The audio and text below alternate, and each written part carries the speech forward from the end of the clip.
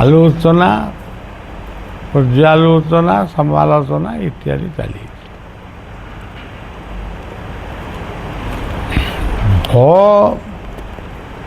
ଭ ଅକ୍ଷରର ପ୍ରଥମ ଅର୍ଥ ହେଉଛି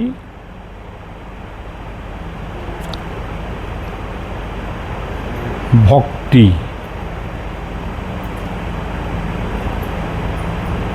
ଭକ୍ତି ଆମେ କରୁଛେ କି? ପ୍ରକୃତରେ ଯଦି ଆମେ ଭକ୍ତି କରୁଛୁ ତାହେଲେ ଭଗବାନଙ୍କର ଆମ ପ୍ରତି କୃପା ନ କରିବାର ପ୍ରଶ୍ନ ଉଠୁନି।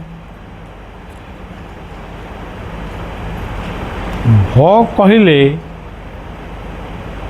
କେବଳ ଭକ୍ତି ନୁହେଁ, ଭକ୍ତିର ଆଉ ଗୋଟିଏ ଅର୍ଥ ଅଛି ସେବା। ତେଣୁ ସେବା ଯଦି ଆମମାନଙ୍କ ଜୀବନରେ ଆସେ ନା ବା ସେବା ଆମେ କରୁନା, ତାହେଲେ ଭଗବାନଙ୍କର ସାନ୍ନିଧ୍ୟ କେମିତି ଆମେ ଲାଭ କରିବା? ଧରନ୍ତୁ କେହି ଭଗବାନ କ'ଣ ସବୁ ଆମେ ଡାକୁଛୁ ସେସବୁ କେହି ନାହାନ୍ତି, କି ତାଙ୍କୁ ଆମେ ଦେଖିପାରୁନୁ, କି ସେ ଆମ ସହିତ କଥା ହେଇପାରୁନାହାନ୍ତି। ତେଣୁ ଆମେ ଆଉ ସେ କଥା ଭିତରେ ଆଉ ତାକୁ ପ୍ରବେଶ କରିବା ବି ଠିକ୍ ନୁହେଁ। କିନ୍ତୁ ଯେଉଁ କଥାକୁ ଆପଣମାନେ ଉପେକ୍ଷା କରୁଛନ୍ତି ସେଇ କଥା ଭିତରେ ହିଁ ये दुनियाटा तारी भितर अच्छी, आउ कौठी नहीं दुनिया। ये आम ये गाँ माटी रे बसी आम ये प्रार्थना करुचे, इष्ट दर्शन करुचे, गुरु दर्शन करुचे, परस्पर सहित संपर्क मध्य सृष्टि करुचे, सब होची। जदि यह नहब ताले भगवान को कृपा मध्य आम लाभ करि परिबा नहीं। सेतिपई भ अक्षरटी ताकू जदि आकार लगे दिया जाए, सेई अक्षरटी भाव बोली गोटे शब्द सृष्टि करे। जदि आम मानक भितरे भाव न रहिला ताहले आमे भगवानकर अस्तित्व कौन लाभ करी? भगवानकर कृपा केमती लाभ करी? सेतिपई आम महापुरुष अच्युतानंद कहिदेले भाव विनोदिया, भाव विनोदिया ठाकुर भक्त वत्सल हरि। कथाटाକୁ ଆମେ ପଢ଼ିଲା ବେଳେ ଆମକୁ ସେମିତି ଲାଗେନି। ପ୍ରହ୍ଲାଦ ଡାକିଦେଲା, ହିରଣ୍ୟକଶ୍ୟପ ପଚାରିଲା ତ ହରି କେଉଁଠି ଅଛନ୍ତି? ସେ ତାର ଯାହା ଜାଣିଥିଲା ସେୟା କହିଲା, ହରି ସବୁଠି ଅଛନ୍ତି। ସେ ଗୋଟେ ପଥର खुंटू को देखेला, कहला ये पत्थर खुंब भितर अछंती। तार एते विश्वास से कहला हाँ ता भितर भी अच्छा। तेणु से तो रागी बहुत,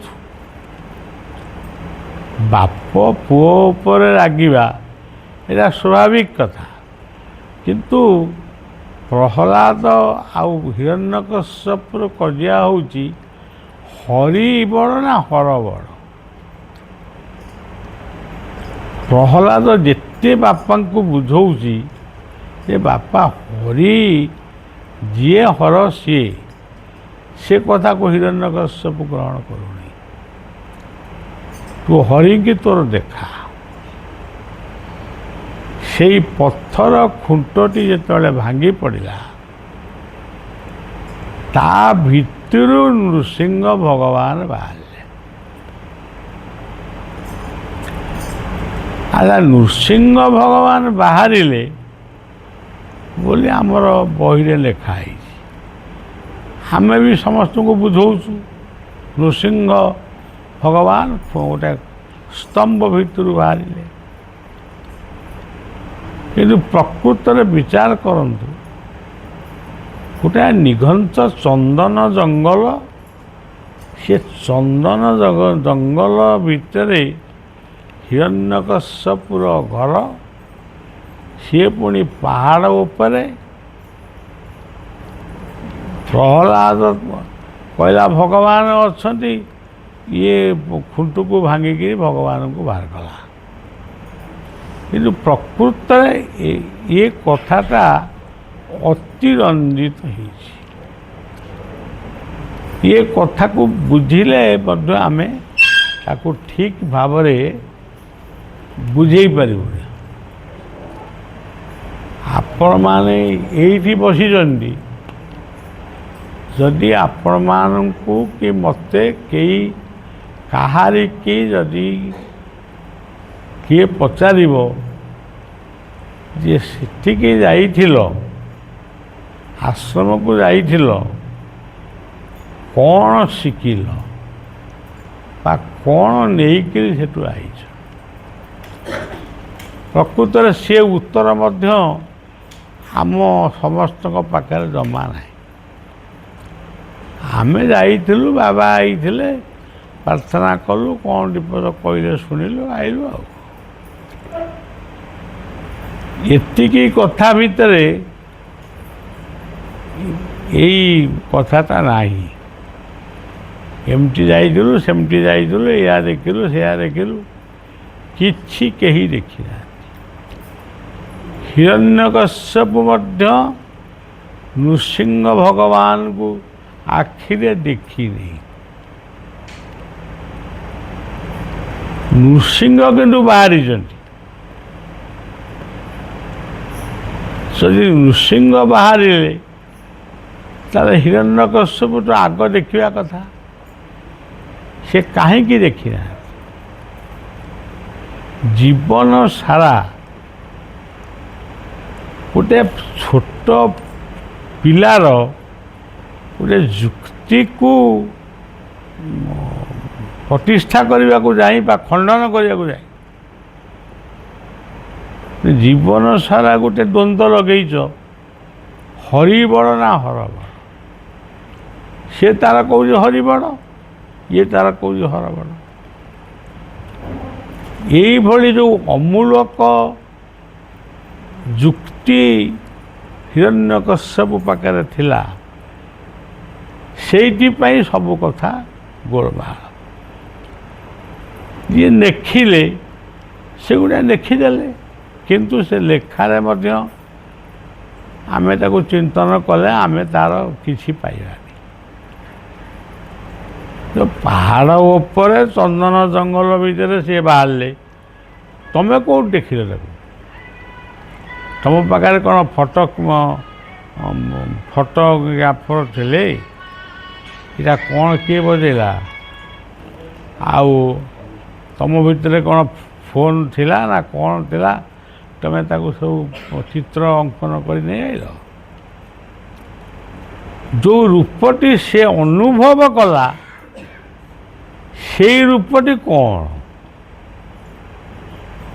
ତାକୁ ଆମକୁ ବୁଝିବାକୁ ପଡ଼ିବ। ସେଇ ରୂପଟା କ'ଣ? ସେ ରୂପଟିକୁ ଆମେ ତ ଦେଖିନୁ, କିନ୍ତୁ ଆମେ ସବୁ ଚିତ୍ର ବିଚିତ୍ର ଭିତରେ ଦେଖୁଛୁ। ଦାନ୍ତ ଗୁଡ଼ାକ ବହୁତ ବଡ଼ ବଡ଼, ନଖ ଗୁଡ଼ାକ ମଧ୍ୟ ହିରଣ୍ୟକଶ୍ୟପର ବଡ଼ ବଡ଼, ମାନେ ବହୁତ ବଡ଼।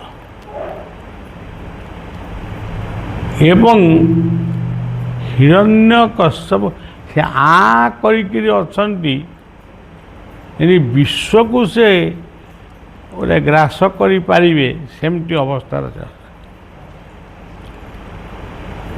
ହିରଣ୍ୟକଶ୍ୟପକୁ ଆଣିକିରି ତାକୁ ମାରି ନାହାନ୍ତି, ତଣ୍ଟି ଫଣ୍ଟି ଚିପିକିରି ମାରି ନାହାନ୍ତି। ହିରଣ୍ୟକଶ୍ୟପଙ୍କୁ ଭଗବାନ ନୃସିଂହ ତାଙ୍କ କୋଳରେ ଶୁଆଇଲେ। ସିଏ ମରିଛି କି ବଞ୍ଚିଛି ତାକୁ କିଏ ଯାଇକି ପରୀକ୍ଷା କରିଛି? ନା ନିଶ୍ୱାସ ଚାଲୁଛି କିମ୍ବା ନିଶ୍ୱାସ ଚାଲୁନାହିଁ। ଏଇସବୁ ହେଉଛି ଯୁକ୍ତି, ଏଇସବୁ ହେଉଛି କଥା। ତେଣୁ ଆକୁ ଆମକୁ ବୁଝିବାକୁ ପଡ଼ିବ। ଭଗବାନ ନୃସିଂହଙ୍କର ଦାନ୍ତ ଥିଲା, ଆମର କ'ଣ ଦାନ୍ତ ନାହିଁ? ତେଣୁ ଆମ ଦାନ୍ତଟା ପ୍ରଥମେ ଚିନ୍ତା କରି ତାପରେ ତା ଦାନ୍ତ କଥା ବୁଝିବା ନା। ଆଉ କୃଷ୍ଣଙ୍କର ଦାନ୍ତ ଥିଲା, ସେ ବଇଁଶୀ ବଜାଉଥିଲେ, ଜଳ କେଳି କରୁଥିଲେ, କଦମ୍ବ ଗଛ ମୂଳରେ ତ୍ରିଭଙ୍ଗୀ ଛନ୍ଦରେ ଠିଆ ହେଉଥିଲେ। ତାହେଲେ ତାଙ୍କୁ ଆମେ କ'ଣ କହିବା? ରାମ ଆସିଲେ, ସେ ଧନୁ ଧଇଲେ, ଜଙ୍ଗଲରେ ବୁଲିଲେ, ରାବଣକୁ ମାଇଲେ, ଏମିତି ଯେଉଁ କଥା, ଇଏ କଥା ଗୁଡ଼ାକ କେବଳ ଲେଖା ହେଇଛନ୍ତି, କିନ୍ତୁ କେହି କାହାକୁ ଦେଖି ନାହାନ୍ତି। ଲେଖା ଭିତରେ ଯାହା ଅଛି ତାକୁ ମଧ୍ୟ କେହି ଠିକ୍ ଭାବରେ ବୁଝିପାରିବେ ନାହିଁ। ସିଏ ଦାନ୍ତ ହେଉଛି, ଆପଣମାନଙ୍କୁ ମାନେ ଟିକିଏ ମାନେ ବୁଝନ୍ତୁ, ସେ ଦାନ୍ତଟି କ'ଣ? ସେ ଦାନ୍ତ ହେଉଛି ଭକ୍ତମାନଙ୍କୁ କୃପା କରିବାର ଦାନ। ସେଇ ବାଟ ଦେଇ ସେ ଦାନ କରିବେ। ସେ ଯେଉଁ ନଖ, ଏତେ ବଡ଼ ବଡ଼ ନଖ କ'ଣ କେହି ମିଳିଲେ ନେଇ ନଖ କାଟିବା ପାଇଁ? ସେ ନଖଟା ସେମିତି ଥିଲା। ନ କହିଲେ ଶୂନ୍ୟ, ଖ କହିଲେ ତା ମାନେ ବି ଶୂନ୍ୟ। ଭୂମିରା ପାନର ବାୟୁ ଖଂ ମନ ବୁଦ୍ଧିରେ ବଚ ଅହଙ୍କାରଂ ଇତି ରଙ୍ଗମେ ଭିନ୍ନା ପ୍ରକୃତି ଦଷ୍ଟତା। ତେଣୁ ନ ଆଉ ଖ ଇଏ ହେଉଛନ୍ତି ଶୂନ୍ୟଂ ଶୂନ୍ୟଂ। ସିଏ ନଖ ଦେହରେ ହିରଣ୍ୟକଶ୍ୟପକୁ ବିଦୀର୍ଣ୍ଣ କଲେ, ଏଇଟା କେବେ ସମ୍ଭବ ନୁହଁ। ଭଗବାନ ସବୁ କରିପାରନ୍ତି, ଆମର ସେ କଥାଟା ଅଛି ମନରେ, କିନ୍ତୁ ସେ ଏଠି କିନ୍ତୁ ସେ ନଖରେ ତାଙ୍କୁ ମାରିନାହାନ୍ତି। ହିରଣ୍ୟକଶ୍ୟପଙ୍କର ଭଗବାନ ନୃସିଂହ ଭଗବାନଙ୍କର ବିଶ୍ୱରୂପକୁ ଦେଖି ହିରଣ୍ୟକଶ୍ୟପ ସେଠି ମୂର୍ଚ୍ଛିତ ହେଇ ପଡ଼ିଯାଇଛି। ସେ ଭାବିଛି ମୁଁ ଯାହାକୁ ଦିନେ ଏତେ ନିନ୍ଦା କରୁଥିଲି, ହରି ଶବ୍ଦକୁ ମୁଁ ଘୃଣା କରୁଥିଲି,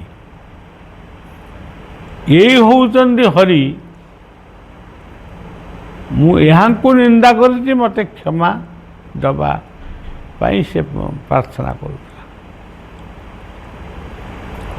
ତେଣୁ ଆମ ହାତରେ ବି ନଖ ଅଛି, ତାଙ୍କ ପାଟିରେ ବି ଦାନ୍ତ ଅଛି। ଦାନ୍ତ ହେଉଛି ଦାନ। ଦାନ କେତେ ପ୍ରକାରର? 3 ପ୍ରକାରର ଦାନ। ଏଠି ଗୋଟେ ସତ୍ସଙ୍ଗ ହେଉଛି, ଆମେ ସବୁ ବସିଛେ, କେହି ଜଣେ ଭକ୍ତ କିଛି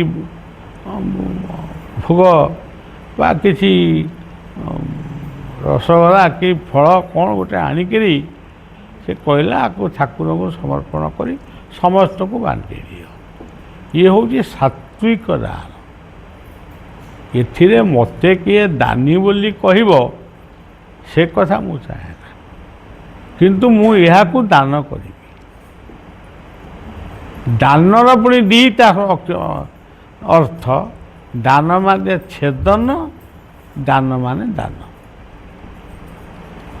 ବର୍ତ୍ତମାନ ଦାନ୍ତ ହେଉଛି ଗୋଟେ ଏମିତିଆ ଆମ ଭିତରେ ଯେଉଁ ଦାନ୍ତ ଅଛି ତାକୁ କାହିଁକି ଭଗବାନ ଲଗେଇଲେ? ଏଇଟା ବେକାର। ବେଳେବେଳେ ପାଣି ଫାଣି ପଶିକିରି ବଡ଼ କଟକଟ ହେଉଛି, ତାକୁ ପୁଣି ଗୋଟାଏ ଔଷଧ ଦେଇକିରି ଖା, ଡେଣ୍ଟିଷ୍ଟଙ୍କ ପାଖକୁ ଯା, ସିଏ ଦାନ୍ତକୁ ଓପାଡ଼, ଏତେ କଥା କାହିଁ ତାକୁ ନ ଉଠେଇ ନ ଦେଲେ କ'ଣ ଅସୁବିଧା ହେବ?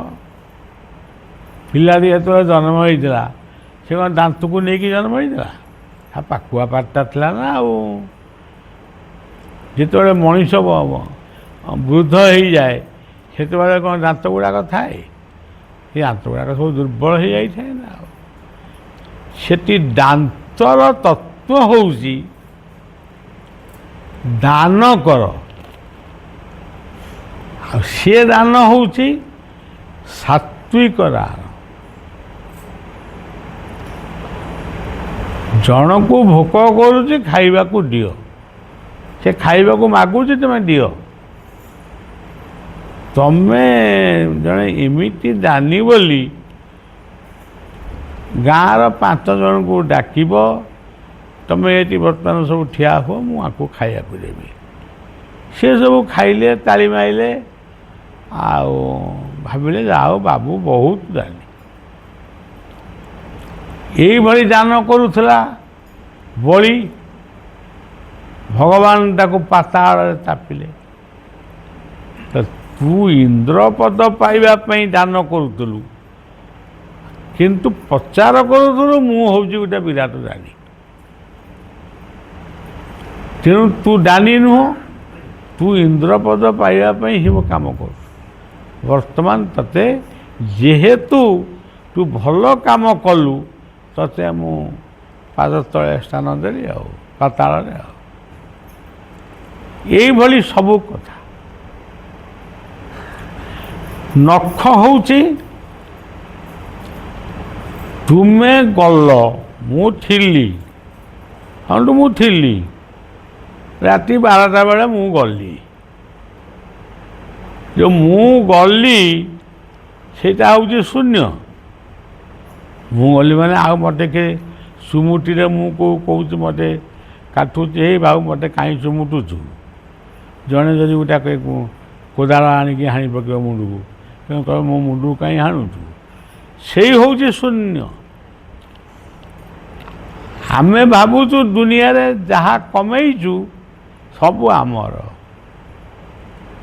ଆମର ଗୋଟେ ଅଛି ଗୋଟେ ପ୍ରକୃତି। ଆଉ ପୁଅ ବାହାଘର କରିଦେଲି, ଝିଅ ବାହାଘର କରିଦେଲି, ଝିଅକୁ ଏତେ ଭରି ସୁନା ଦେଲି, ପୁଅକୁ ଏତେ ଭରି ସୁନା ଦିଅନ୍ତି କି ନାହିଁ ମୁଁ କହିପାରିବିନି।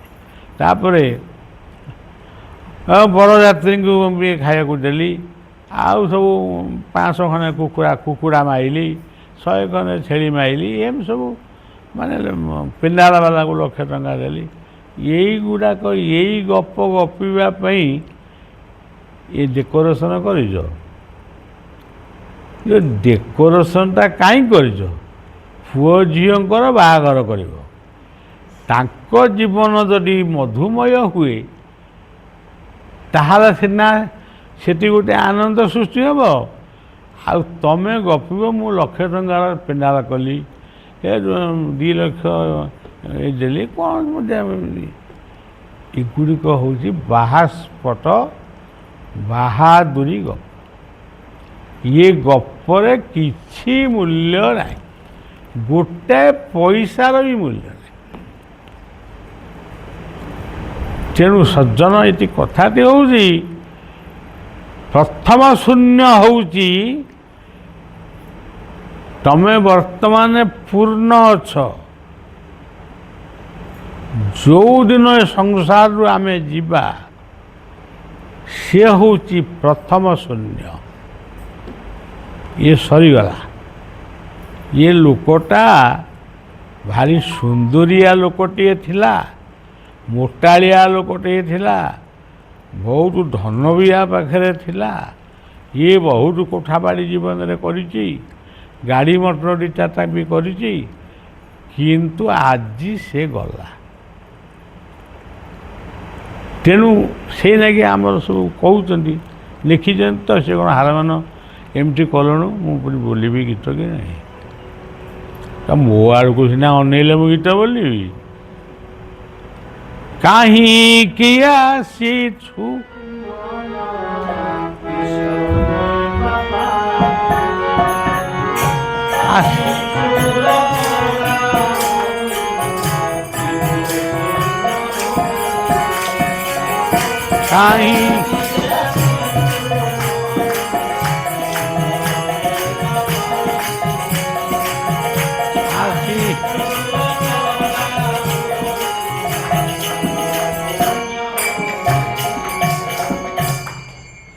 ତୁ ଆଇଛୁ କାହିଁକି ତୁ ଜାଣିନୁ, ଜମା ଜାଣିନୁ, ବିଲକୁଲ ଜାଣିନୁ।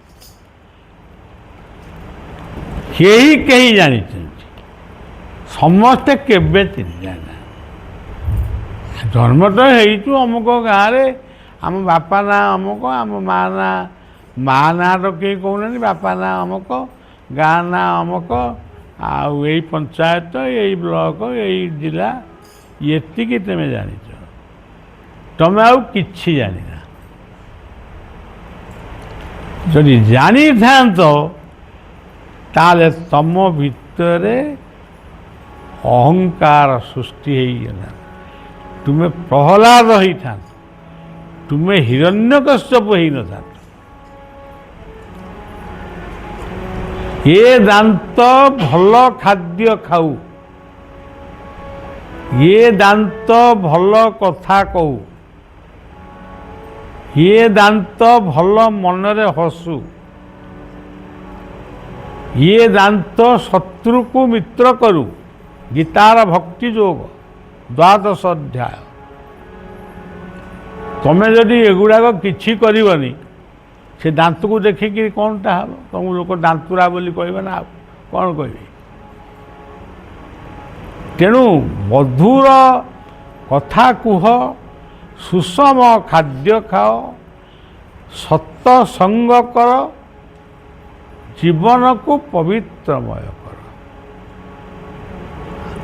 ଆଉ ଆମେ ଭାବୁଛୁ ସିଏ ବୋଧେ ଦାନ୍ତ ଦେଖେଇଛନ୍ତି, ସେ ହିରଣ୍ୟକଶ୍ୟପକୁ କାମୁଡ଼ିକିରି ଖାଇବେ।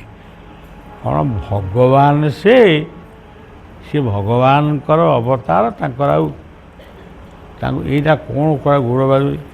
ସେ ଭଗବାନଙ୍କର ଅବତାର ବୋଲି ଆମେ ତାଙ୍କୁ ପୂଜା କରୁଛୁ, ସିଏ ଆଇକିରି ଭକ୍ତଙ୍କୁ କାମୁଡ଼ିକିରି ଖାଇବେ? ତେଣୁ ଏସବୁ କଥା ନୁହେଁ। ଇଏ ଗୋଟିଏ ଶୂନ୍ୟ, ଇଏ ଗୋଟିଏ ଶୂନ୍ୟ।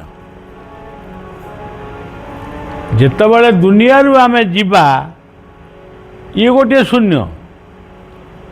ଯେତେବେଳେ ପୋଡ଼ା ହେବା, ମିଛରେ ବ୍ରାହ୍ମଣ ବୈଷ୍ଣବ କରିବା, ସେଟା କି ଲାଭ ନାହିଁ। ଗୋଟେ କରିବା ତ, ଆଉ ମିଛରେ ବ୍ରାହ୍ମଣ, ମୁଁ ମାନେ ଏତେ ବ୍ରାହ୍ମଣ ଖୁଆଇଲି, 1000 ବ୍ରାହ୍ମଣ ଖୁଆଇଲି, 100 ଟଙ୍କା ନାଗା ଦକ୍ଷିଣା ଦେଲି।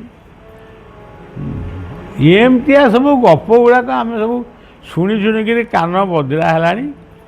ଆଉ କେଇଟା ଦିନ ଦୁନିଆରେ ଆମେ ରହିବୁ, ସେଇ ଗପକୁ ଶୁଣିବାକୁ ଆଉ ଜମା ଇଚ୍ଛା ନାହିଁ। ଗୋଟିଏ ପୁଅ ଆମେରିକାରେ ଅଛି, ବାପଟି ଅରିଲରେ, ଆମରି ଆସ। ବାପାଟା ଏକୁଟିଆ, ମାନେ ମା ଚାଲିଗଲେ, କହିଲେ ତାଙ୍କ ସହଧର୍ମିଣୀ ଚାଲିଗଲେ।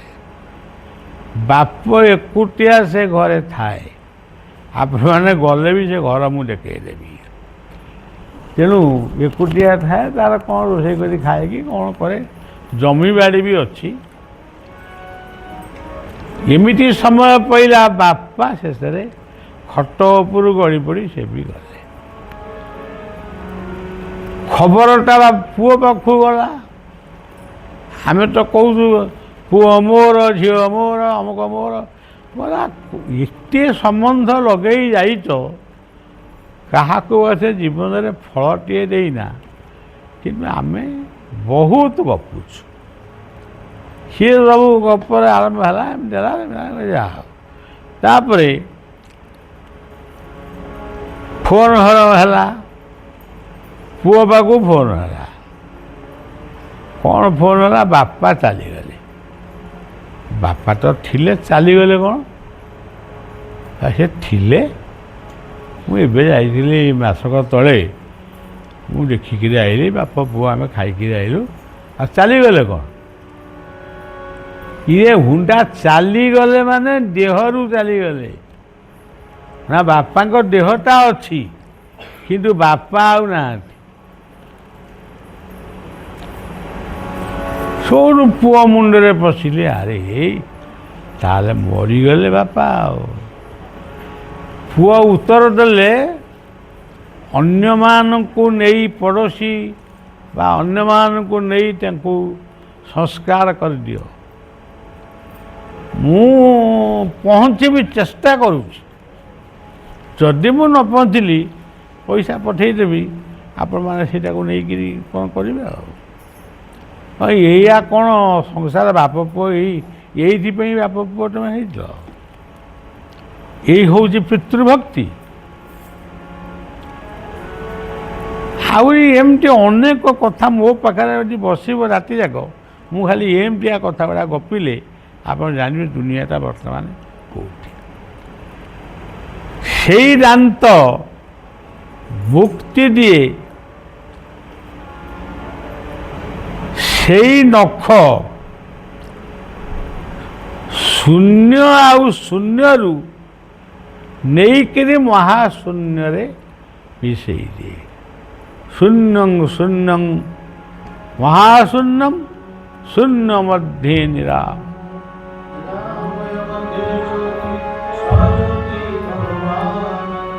ସେଇ ଯେଉଁ ମହାଶୂନ୍ୟ ଭିତରେ ଗୋଟେ ଛୋଟିଆ ଆଲୋକ ଜଳୁଛି,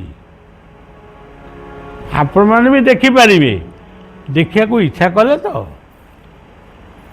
ତେଣୁ ଗୋଟେ ଆଲୋକ ଜଳୁଛି। ଏ ଯେଉଁ କ'ଣଟାକୁ କହନ୍ତି, ସେ କି ପୋକଟା, ଜୁଳୁଜୁଳିଆ ପୋକ ଭଳିଆ ଗୋଟେ ଆଲୋକ ଜଳୁଛି।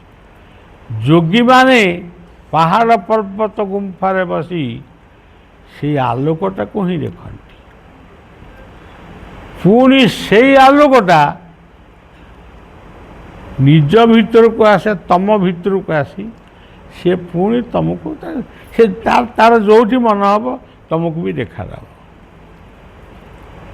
ତମେ ସିଏ ବିଷୟରେ କେତେ ସମୟ ଦେଉଛ? ଆରେ ଇଏ ଚିଆର ଆଉ ଆମର ଚଳିବନି, ଆମକୁ ବରଂ ଗୋଟେ ଗଦି ପକେଇଦେବ, ବସିବା ସେଠି। ଆମ ଗୋଡ଼ ଫୋଡ଼ କ'ଣ ହେଇଯାଉଛି ଆଉ। ଆଚ୍ଛା, ତମେ କେତେ ସମୟ ସେଠି ଏ ଯେଉଁ ଜ୍ୟୋତିଟିକୁ ଦେଖିଲ, କେତେ ସମୟ ଦେଖିଲ? ସେଟା ଆଇଲା ଚଟକି ଚାଲିଗଲା, ଆଉ କ'ଣ ମୁଁ ତାକୁ ଧରିଛି ନା, କଥା ହେଇଛି ନା କ'ଣ? ସେଇ ଆଲୋକ ପାଖରୁ ତମେ ଆସିଛ, ତମେ ପୁଣି ସେଇ ଆଲୋକ ପାଖକୁ ଯିବ। ଶୂନ୍ୟଂ ଶୂନ୍ୟଂ ମହାଶୂନ୍ୟଂ ଶୂନ୍ୟ ମଧ୍ୟେ ନିରାମୟ ମଧ୍ୟେ ସଜ୍ଜୋତି। ଏ ପର୍ଯ୍ୟନ୍ତ ତମର ତାଙ୍କ ସହିତ ସମ୍ପର୍କ ନାହିଁ। ତମ ସମ୍ପର୍କ କେଉଁଠି? ବ୍ୟାଙ୍କ ବାଲାଙ୍କ ସାଙ୍ଗରେ, ଆଉ ମହାଜନୀ ଯେଉଁମାନେ ପଇସା ପତ୍ର ଦେଉଛନ୍ତି ସୁଧକୁ, ତାଙ୍କ ପାଖରେ, ଆଉ ଏମିତି ସବୁ କାହା ପାଖରେ ସବୁ। ଯେତିକଙ୍କ ଦ୍ୱାରା ଶାଗ ସିଝିବନି ତାଙ୍କରି ପାଖରେ। କିନ୍ତୁ ଶାଗ ଦେଇଥିଲା ବିଦୁର, ଭଗବାନ ତାକୁ ଶାନ୍ତିରେ ଖାଇଥିଲେ। ମୁଢ଼ି ମୁଠାଏ ଦେଇଥିଲା ସୁଦାମା, ତାକୁ ସେ ସୁନ୍ଦର ଭାବରେ ଚୋବେଇକିରି ଖାଇଥିଲେ। ତମେ କ'ଣ ଖାଉଛ? ତମେ କ'ଣ ଖାଉଛ? ତମେ ଯାହା ଖାଉଛ କ'ଣ ଆମେ ଦେଖୁନୁ? ସେ ଅମକ ଖାଇବି, ସେ କ'ଣ ତା ନାଁଟା ସବୁ ମୋତେ ଆସୁନି।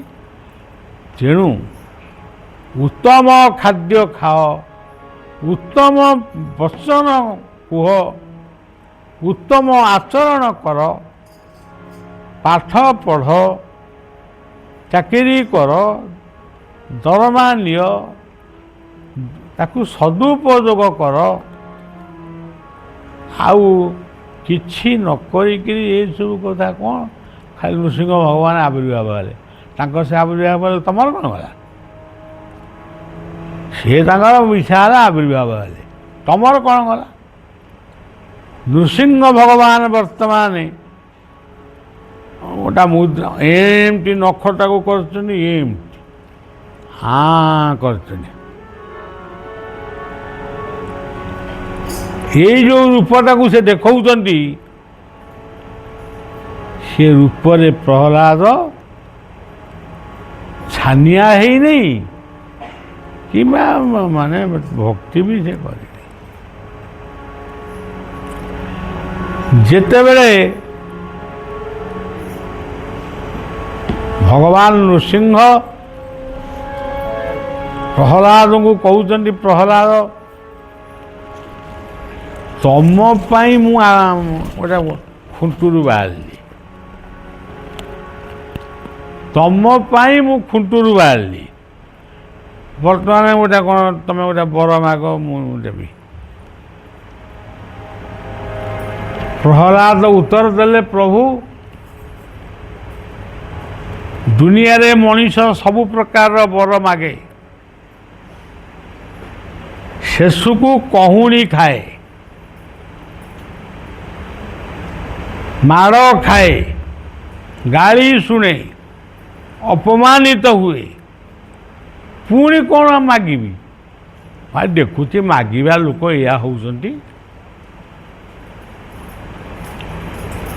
ଗୋଟିଏ ମାଆଟିଏ ଆସିକିରି ଠିଆ ହେଲା, ଠିଆ ଏଇ ଯେଉଁ ଶାଢ଼ୀଟା ପିନ୍ଧିଥିଲା ତାର ଗୋଟେ କାନି ଥିଲା, ସେ କାନିଟାକୁ ଏମିତି ଦେଖେଇକିରି ଠିଆ ହେଲା।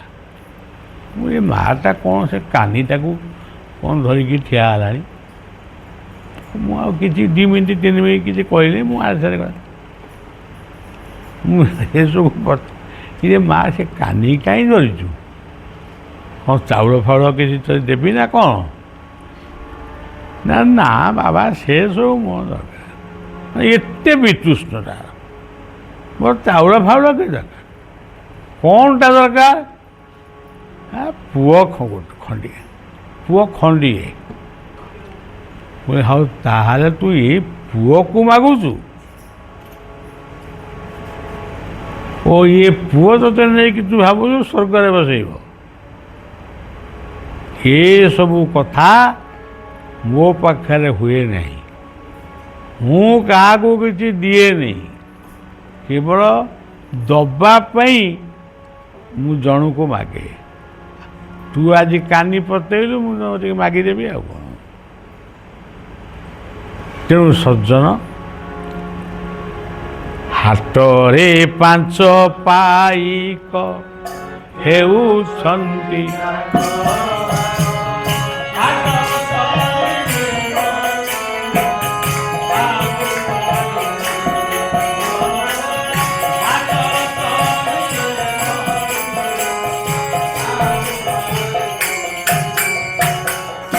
ଆଉ ଏଣିକିରେ ଉଡ଼ୁ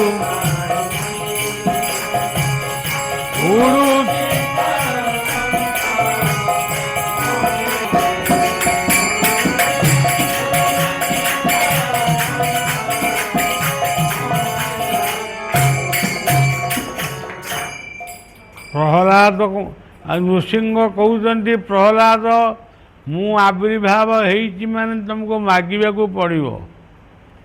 ମୁଁ ବା ଯାହା ମାଗି ମୁଁ ସେଇଠି ଅଛି, ଆପଣଙ୍କ ପାଦ ପଦ୍ମ ମୁଁ ମାଗିଥାନ୍ତି, ବା ପାଦ ପାଖରେ ଠିଆ ହେଇଛି।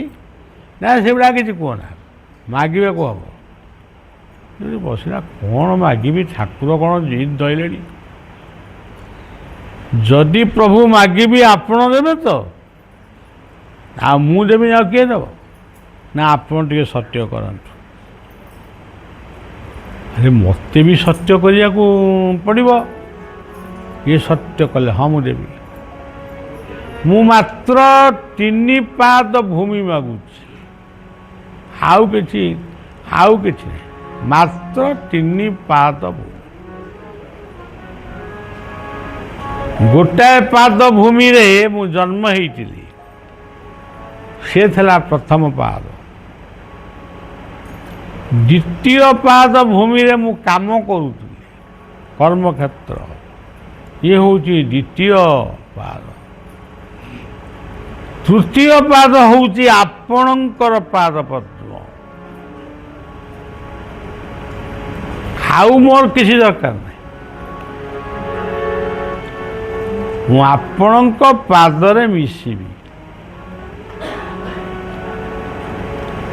ଭଗବାନ ନରସିଂହ ଏମିତି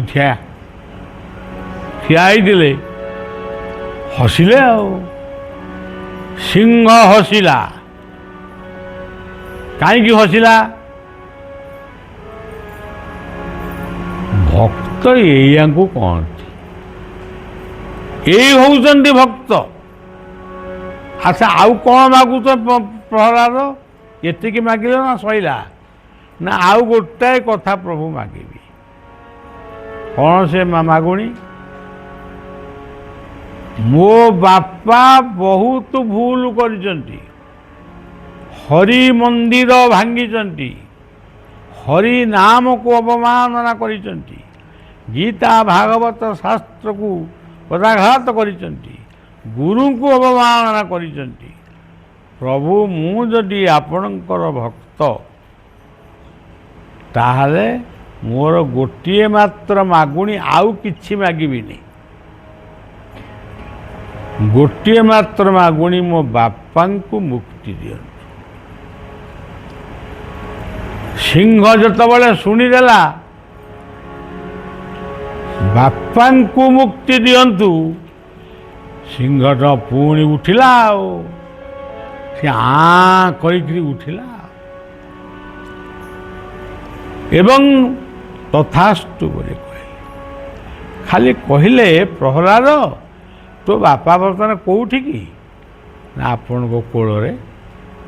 ମୋ କୋଳରେ ଶୋଇଥିବା ଲୋକ, ସିଏ ପୁଣି ମୁକ୍ତି ଚାହୁଁଛି, ତୁ ତା ପାଇଁ ମୁକ୍ତି ଚାହୁଁଛୁ? ତା ମୁକ୍ତି ପାଇ ସାଇଲାଣି। ଯାଅ ପ୍ରହ୍ଲାଦ, ଫେରି ଯାଅ। ଯୁଗ ଯୁଗ ପାଇଁ ଇତିହାସରେ କଥା ରହିବ। ତେଣୁ ଇଏ ହେଉଛନ୍ତି ନୃସିଂହ, ଉଗ୍ର ବୀର ମହାବିଷ୍ଣୁ।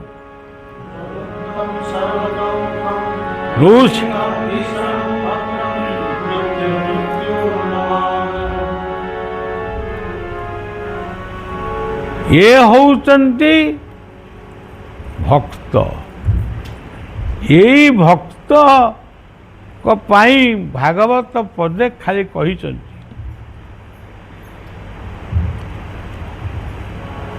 ବ୍ରହ୍ମା ଯେ ମୋହର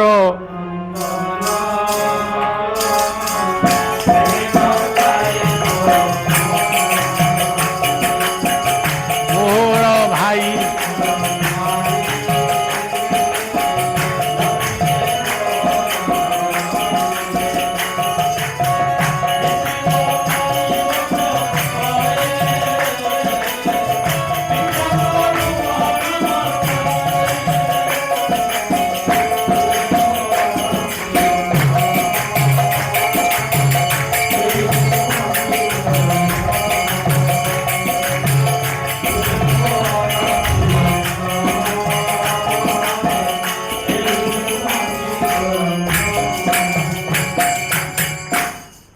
ତୋ ବ୍ୟତୀତ ଦୁନିଆରେ ମୋର ଆଉ କେହି ନାହାନ୍ତି।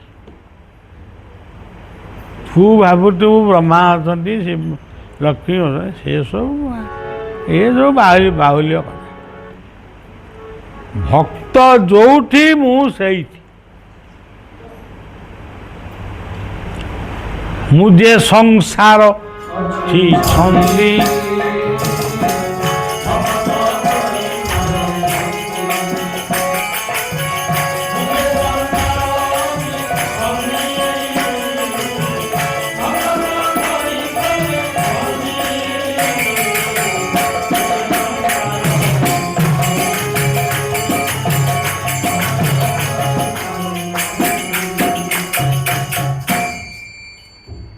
ମୋତେ ଏ ଦୁନିଆରେ ବାନ୍ଧିବା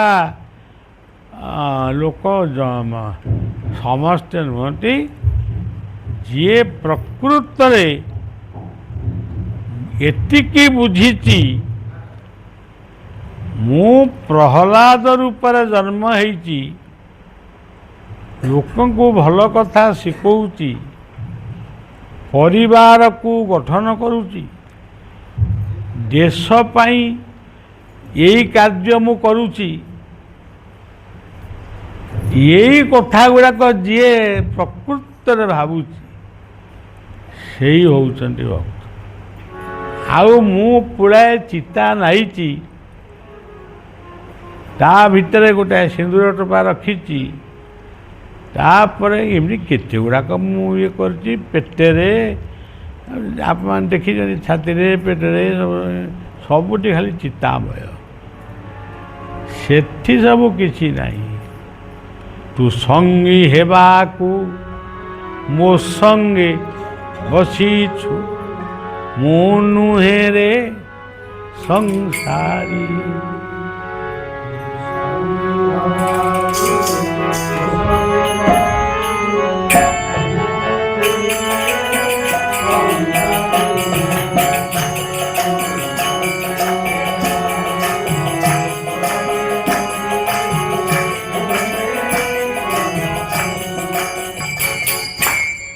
ତୁ କ'ଣ ମୋ ସାଙ୍ଗରେ ସାଙ୍ଗ ଆଉ?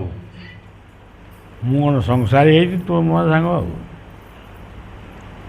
ଯଦି ପ୍ରକୃତରେ ତୁ ମୋର ଆଉ ମୁଁ ତୋର ହେବି, ତାହେଲେ ତୋ ମନ ଭିତରେ ମୋ ଆମ ଓଳା ଶୁଣି ଅରକ୍ଷିତ ଦାସ ଗୋଟେ ଭଲ ପଦଟାଏ ଲେଖିଲେ, ତୋ ଯଦି ମୋ ଠାରେ ମୋ ମନ ତୋ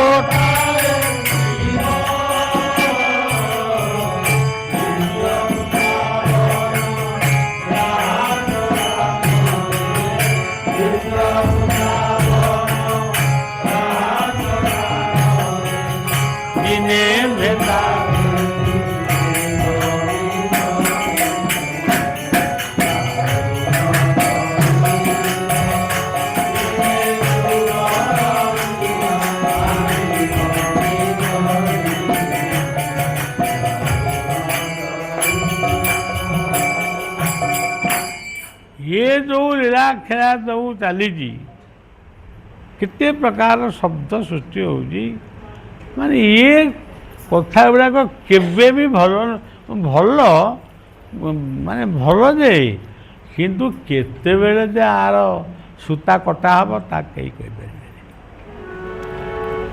केवल रहिबो तो मन जदि मो ठारे थिबो, मो मन तो ठारे थिबो, नित्य वृंदावन रास काली तिनि भेटा भेटी हेब।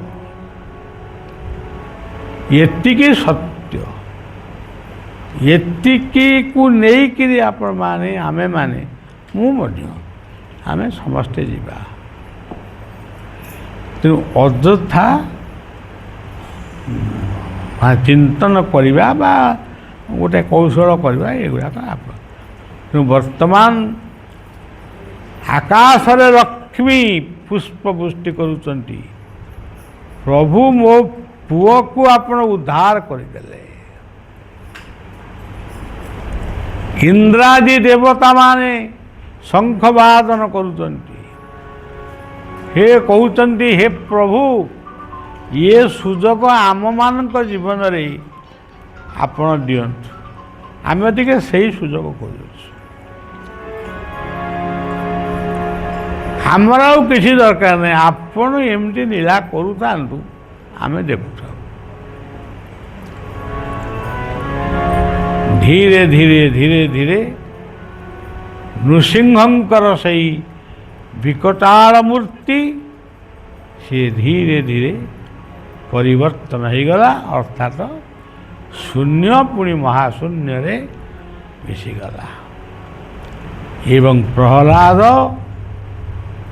ତାର ବାପାଙ୍କୁ ପାଇ ବାପାଙ୍କୁ ନେଇକି ନୃସିଂହ ଗଲେ, ତେଣୁ ସେ ବାପାଙ୍କୁ ଜୀବନ୍ତ ରୂପରେ ପାଇ ସେ ଏତେ ଖୁସି, ସେଇ ହେଉଛି ଆନନ୍ଦ। ହେ ଆନନ୍ଦମୟ କୋଟି ଭୁବନ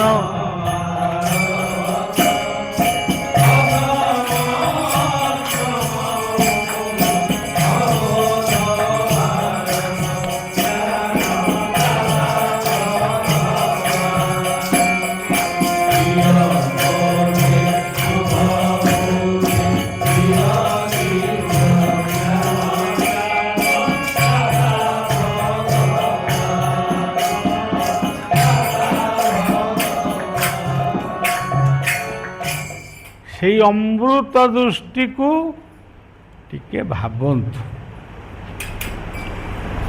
ଏତେ ଚଗଲା ହେଲେ କ'ଣ ଦୁନିଆରେ ଚଳିବ? ଏତେ ଚଗଲା।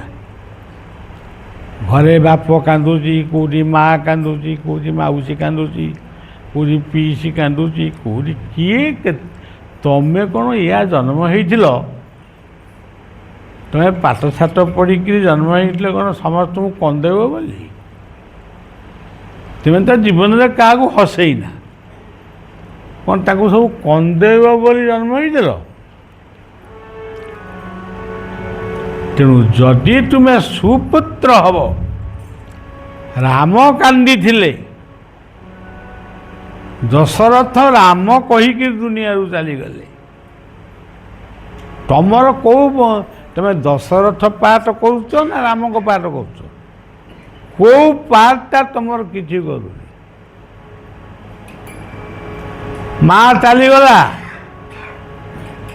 ପୁଅ ଭାବୁଛି ଯାହା ହଉ ମା ଚାଲିଗଲା ମାନେ ଗୋଟେ କଣ୍ଟକ ଗଲା, ଆଉ ବେଶୀ ପଇସା ପତ୍ରଟା ମୁଁ ଖର୍ଚ୍ଚ କରିବିନି।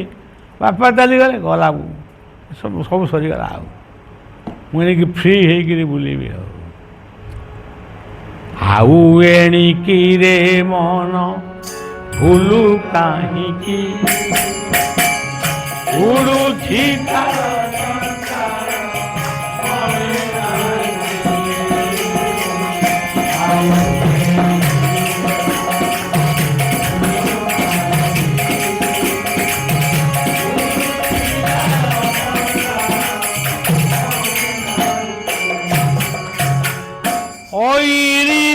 କଳ ସେ ଦୀପ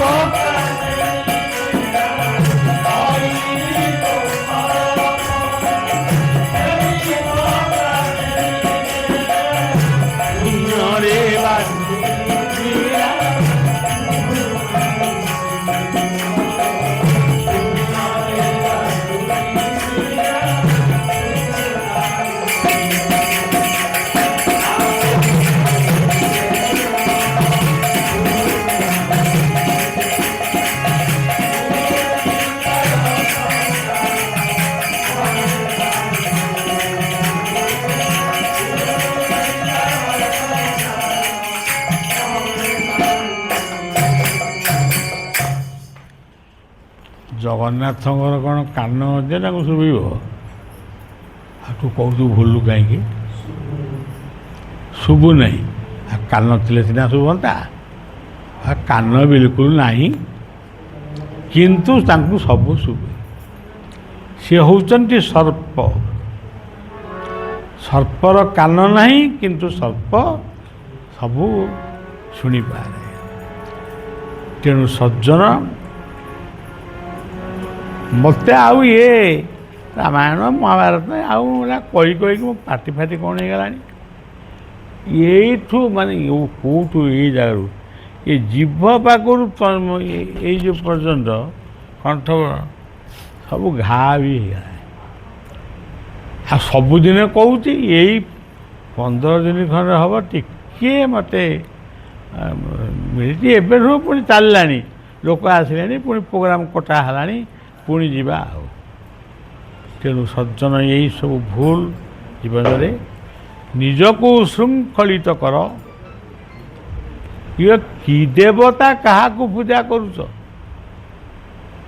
ଯାହାଙ୍କୁ ପୂଜା କରୁଛ ସିଏ ତମ ଭିତରେ ଅଛି, ତମେ ତାଙ୍କରି ମାଧ୍ୟମରେ ଏ ସଂସାରକୁ ଆଇଛ।